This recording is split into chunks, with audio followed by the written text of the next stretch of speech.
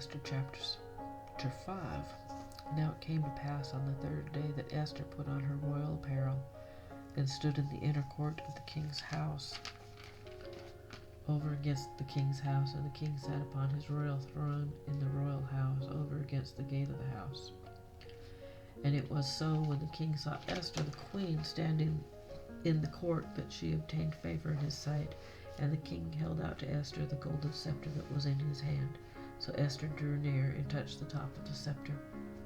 Then said the king unto her, What wilt thou, Queen Esther? And what is thy request? It shall be given to thee to half of the kingdom. And Esther answered, If it seem good unto the king, let the king and Haman come this day unto the banquet that I have prepared for him. Then the king said, Cause Haman to make haste, that he may do as Esther hath said. So the king and Haman came to the banquet that Esther had prepared. And the king said unto Esther at the banquet of wine, What is thy petition? And it shall be granted to thee. And what is thy request? Even to half of the kingdom it shall be performed. Then answered Esther and said, My petition and my request is, if I have found favor in the sight of the king, and if it please the king to grant my petition and to perform my request, let the king and Haman come to the banquet that I shall prepare for them, and I will do tomorrow as the king hath said. Then went Haman forth that day joyful and with glad heart. And when Haman saw Mordecai in the king's gate, that he stood not up nor moved for him, he was full of indignation against Mordecai.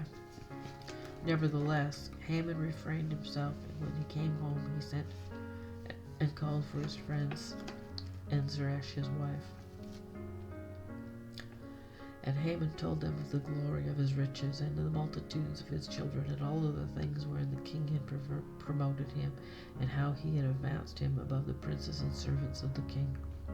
Haman said moreover, Yes, Esther the queen did let no man come in with the king unto the banquet that she had prepared, but myself, and tomorrow am I invited unto her also with the king. Yet all this availeth me nothing, so long as I see Mordecai the Jew sitting at the king's gate. Then said Zeresh his wife, and all his friends unto him, Let a gallows be made of 50 cubits high, and tomorrow speak thou unto the king, that Mordecai may be hanged thereon. Then go thou in merrily with the king unto the banquet. And the thing pleased Haman, and he caused the gallows to be made.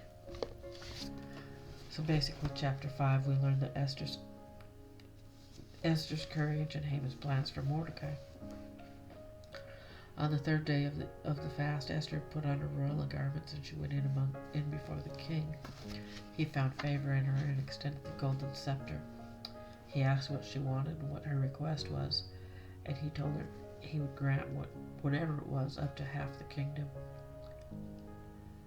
That kind of makes me see that, Esther could have had whatever she wanted, but her desire was to help her people. So she told him that all she wanted was for him and Haman to come to a banquet that she had prepared. So when they came to that banquet, he once again asked her what her petition was and what her request was, and that it would be granted even up to half the kingdom. And she once again said that she wanted him to come to another banquet tomorrow, just him and Haman, and that then she would make it known what her petition and her request were.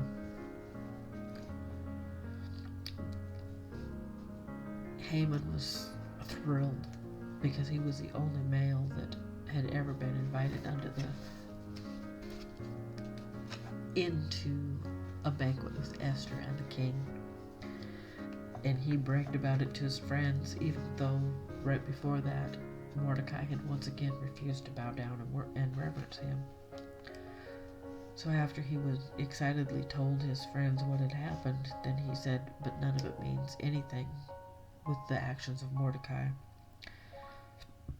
And his wife and his friends decided that the best thing that could be done was to build a gallows that was roughly 75 feet high, and to speak to the king on the morrow about hanging Mordecai on it.